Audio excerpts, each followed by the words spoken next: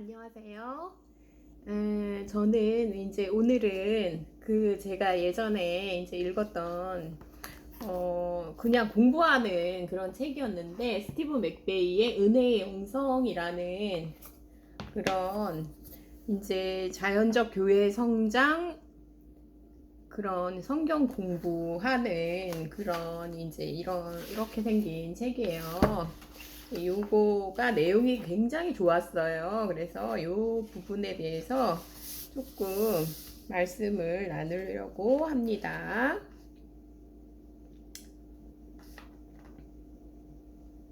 스티브 맥베이는 이제 왜 열정적인 교회 생활을 할 수가 없는가 이거에 대해서 생각을 많이 했던 것 같아요. 그래서 이제 이 책을 이렇게 펴내게 됐죠. 진리를 알게 되면 이렇게 열정이 다시 살아난다 이런 얘기를 하고 있죠. 제1과 비참한 그리스도인들. 많은 그리스도인들이 예수 그리스도를 위해 가치 있게 살려고 애쓰고 있습니다. 그러나 그들은 결국 그리스도인으로서의 삶이 기대한 만큼 이루어지지 않음을 거듭 발견할 뿐입니다. 그들은 그리스도에 대한 약속에 충실하였고 또한 최선을 다하고 있습니다.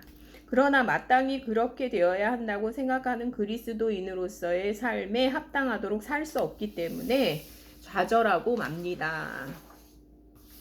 그러니까 비참한 그리스도인들. 육신의 삶과 은혜의 삶. 육신의 삶은 하나님을 위해 살려고 자기 자신을 바치는데 몰두합니다.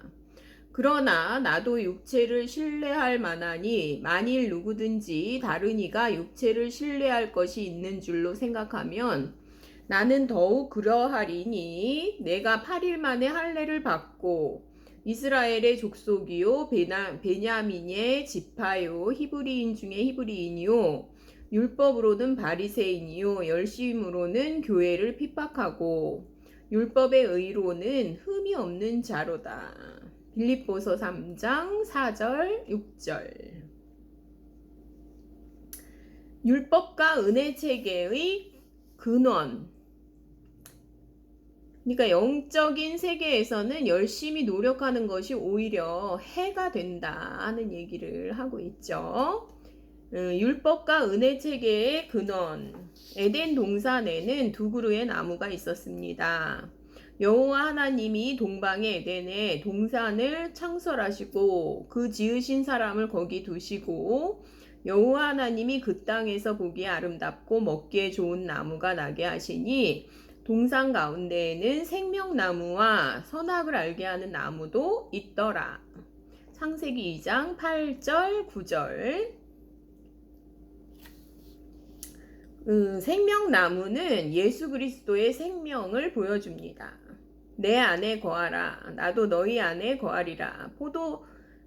가지가 포도나무에 붙어 있지 아니하면 절로 가시를 맺을 수 없음 같이 너희도 내 안에 있지 아니하면 그러하리라. 나는 포도나무요 너희는 가지니 저가 내 안에 내가 저 안에 있으면 이 사람은 과실을 많이 맺나니 나를 떠나서는 너희가 아무것도 할 수 없음이라. 요한복음 15장 4절 5절. 그 다음에 이제 선악을 알게 하는 나무는 율법을 보여줍니다. 여호와 하나님이 그 사람에게 명하여 가라사대 동산 각종 나무의 실과는 내가 임의로 먹되 선악을 알게 하는 나무의 실과는 먹지 말라. 내가 먹는 날에는 정령 죽으리라 하시니라. 창세기 2장 16절 17절. 그러니까 우리가 각자 가지고 있는 선악의 그런 체계로 노력을 하는 삶은 결국은 사망에 이를 수밖에 없다는 그런 말씀을 하시는 것 같아요. 한계가 있잖아요. 그리고 각자 기준도 다 다르거든요. 선과 악에 대해서는. 멸망하는 사회를 살리는 길은 가치를 변화시키는 데 있지 않습니다. 성경에 기록된 첫 번째 거짓말은 자기 자신이 하나님이 되도록 하는 것이었습니다.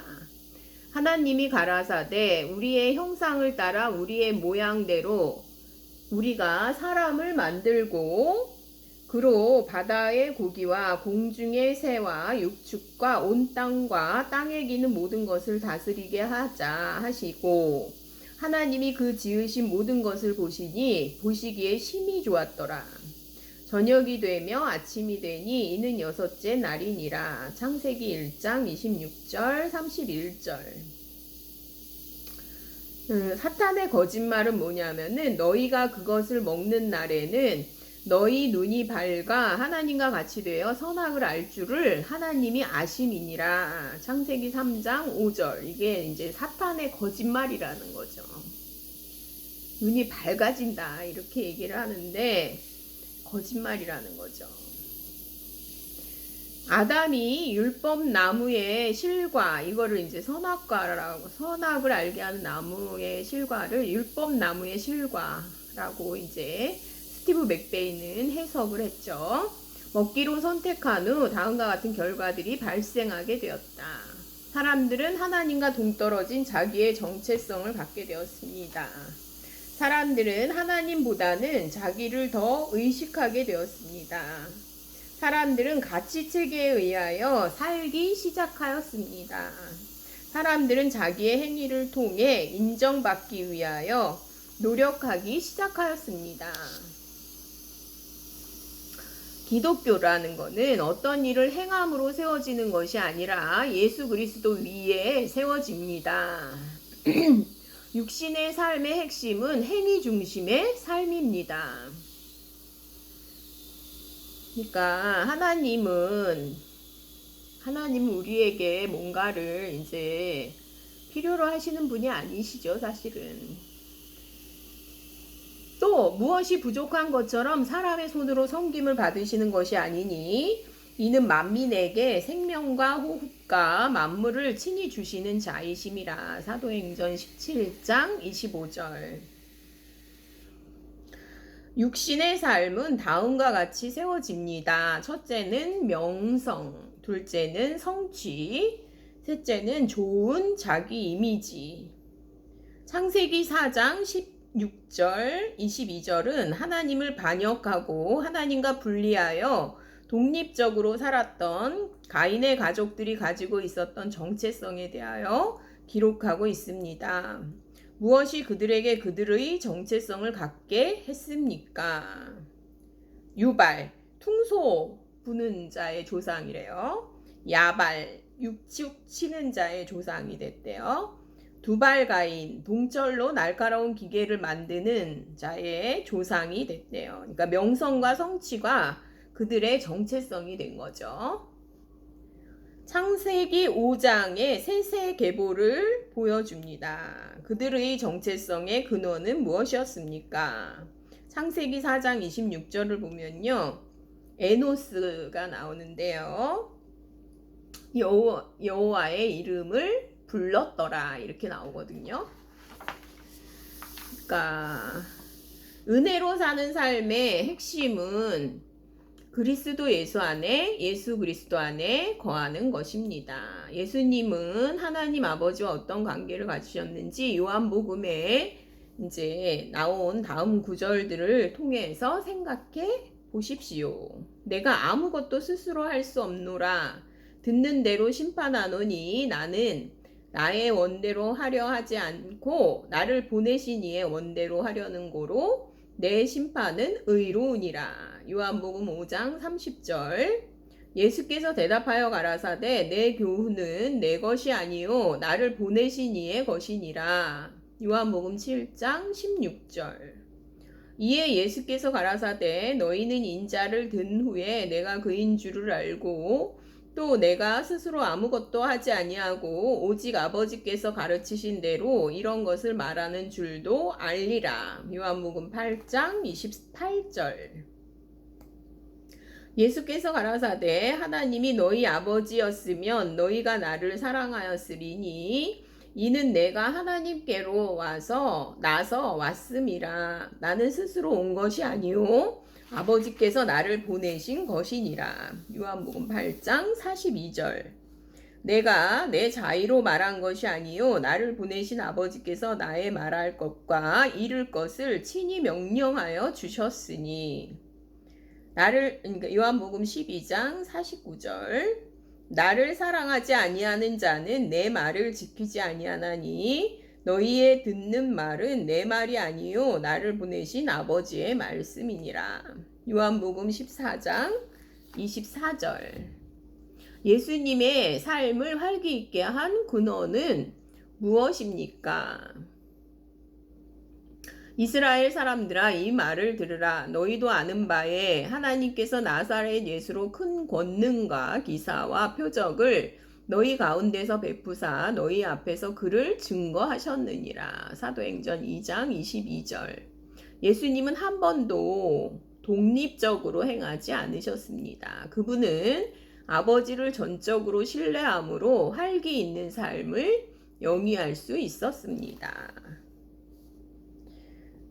어떻게 그리스도인들이 예수님과 관계를 맺을 수 있습니까? 예수께서 또 가라사대 너희에게 평강이 있을지어다. 아버지께서 나를 보내신 것 같이 나도 너희를 보내노라. 요한복음 20장 21절. 나는 포도나무요 너희는 가지니 저가 내 안에 내가 저 안에 있으면 이 사람은 과실을 많이 맺나니 나를 떠나서는 너희가 아무것도 할 수 없음이라. 요한복음 15장 5절. 나를 떠나서는 너희가 아무것도 할 수 없느니라. 이렇게 말하신 거죠. 말씀하신 거죠. 그러므로 예수께서 저희에게 이르시되 내가 진실로 진실로 너희에게 이르노니 아들이 아버지의 하시는 일을 보지 않고는 아무것도 스스로 할 수 없나니 아버지께서 행하시는 그것을 아들도 그와 같이 행하느니라. 요한복음 5장 19절.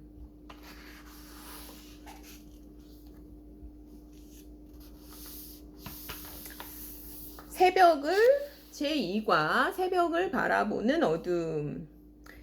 하나님의 목적은 깨어짐의 과정 속에서 우리로 하여금 우리 자신의 자원을 다 소진하게 하는 데 있습니다. 그러니까 그렇지 않으면 절대로 의지하지 않죠. 하나님께 돌아가지 않죠. 그리하여 하나님이야말로 우리의 삶에 있어서 꼭 필요한 유일하신 자원임을 깨닫게 하려는 것입니다. 그러니까 새벽을 바라보는 어둠이라는 거죠. 우리 인생에서 고난은 구원받기 전에 고난은요 새벽을 바라보는 어둠이라는 거죠. 우리의 삶에 있어서 고난의 현실. 사랑하는 자들아 너희를 시련하려고 오는 불시험을 이상한 일 당하는 것 같이 이상히 여기지 말고 오직 너희가 그리스도의 고난에 참여하는 것으로 즐거워하라. 이는 그의 영광을 나타내실 때에 너희로 즐거워하고 기뻐하게 하려 함이라. 베드로전서 4장 12절 13절. 고난은 모든 인간을 향한 보편적인 조건이라는 거죠. 인생은 고난을 위하여 났나니 불티가 위로 나름 같으니라. 욥기 5장 7절. 여인에게서 난 사람은 사는 날이 적고 괴로움이 가득하며. 욥기 14장 1절. 이것을 너희에게 이름은 너희로 내 안에서 평안을 누리게 하려 함이라. 세상에서는 너희가 환난을 당하나 담대하라. 내가 세상을 이겼노라 하시니라. 요한복음 16장 33절. 믿는 자들도 인생의 고난에서 제외되는 것은 아니에요. 구약 성경의 욥을 생각해 보면요. 욥기 23장 1절에서 9절. 생각해 보면 하나님이 마치 욥에게 반대했던 것처럼 보이기도 하고요. 그리고 욥은 지속적으로 절망 속에서 살았죠. 그리고 그의 상황들은 그로 하여금 아무것도 깨닫지 못하게 했죠. 하나님은 욥이 하나님을 가장 필요로 할 때 숨는 것처럼 보이기도 해요. 하나님께서 숨는 것처럼 보이기도 해요. 그 다음에 신약 성경의 사도 바울을 생각해 보면요. 고린도후서 1장 8절에서 9절 보면 바울의 문제들은 현대 보통 생활에서는 일어나기 힘든 일처럼 보여요. 그리고 그의 문제들은 매우 힘든 고난이었어요. 그 고난은 그가 견디기에는 너무 벅찬 것들이었어요. 바울은 그의 삶에서 바로 죽음의 면전에까지 이른 것처럼 보여요. 그의 고난들은 그의 삶 속에서 신령한 목적을 위해 섬긴 결과였어요. 그러니까 우리가 고난을 이상하게 여기면 안 돼요. 우리가 그렇다 그래서 하나님의 섭리 속에 없는 게 아니에요. 고난의 이유. 하나님은 우리 육신의 모습을 노출시키기 위해 고난을 사용하십니다. 육신이란 한 인간이 예수 그리스도의 능력을 신뢰하지 않을 때 자기 인생을 스스로 관리하려고 이용하는 기술에 견줄 수 있습니다. 그것은 긍정적으로 보이기도 하고 혹은 부정적으로 보이기도 합니다. 온갖 방법을 다 써보죠. 죽지 않으려고 온갖 방법을 다 쓰게 되죠. 그것이 육신이죠. 누가복음 15장 11절 32절을 중심으로 그 이야기 속의 두 아들은 부정적이기도 하고 또한 긍정적이기도 한 육신을 묘사하고 있습니다. 맏아들과 그 다음에 둘째 아들은 긍정적이기도 하고 부정적이기도 한 육신의 모습이죠. 여호와 하나님이 동방의 에덴에 동산을 창설하시고 그 지으신 사람을 거기 두시고 여호와 하나님이 그 땅에서 보기에 아름답고 먹기에 좋은 나무가 나게 하시니 동산 가운데에는 생명나무와 선악을 알미하는 나무도 있더라. 창세기 2장 8절 9절. 그러니까 선과 악, 육신은요 선이 아니면 악으로 행하게 되죠. 선 아니면 악으로 행하게 되죠. 그러나 아무 육체라도 하나님 앞에서는 자랑치 못하게 하려 하심이라. 한계가 있죠. 근데 한계가 있죠. 선한 분은 한 분이시죠. 그래서 하나님 한 분이시죠.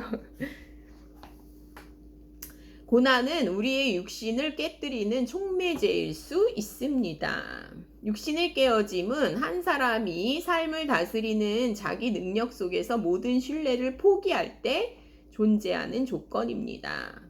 그래서 이제 누구든지 제 목숨을 구원코자 하면 잃을 것이요 누구든지 나를 위하여 제 목숨을 잃으면 찾으리라. 마태복음 16장 25절에는 이렇게 나와 있죠. 형제들아 너희를 부르심을 보라. 육체를 따라 지혜 있는 자가 많지 아니하며 능한 자가 많지 아니하며 문벌 좋은 자가 많지 아니하도다. 그러나 하나님께서 세상에 미련한 것들을 택하사 지혜 있는 자들을 부끄럽게 하려 하시고 세상에 악한 것들을 택하사 강한 것들을 부끄럽게 하려 하시며 하나님께서 세상에 천한 것들과 멸시받는 것들과 없는 것들을 택하사 있는 것들을 폐하려 하시나니 이는 아무 육체라도 하나님 앞에서 자랑하지 못하게 하려 하심이니라. 고린도전서 1장 26절 29절. 그러니까 이제 다 육신의 형태들이죠. 뭐 지혜가 있고 없고 강하고 약하고 미련하고 뭐 멸시하고 그 다음에 결핍되고 하는 게 다 육신의 모양이죠.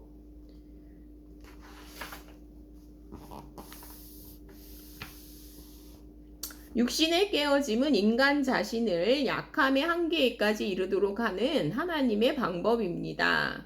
그 한계에 다다라서야 인간은 그 자신과 그와 연관된 모든 것들을 완전히 하나님의 손에 맡기게 됩니다.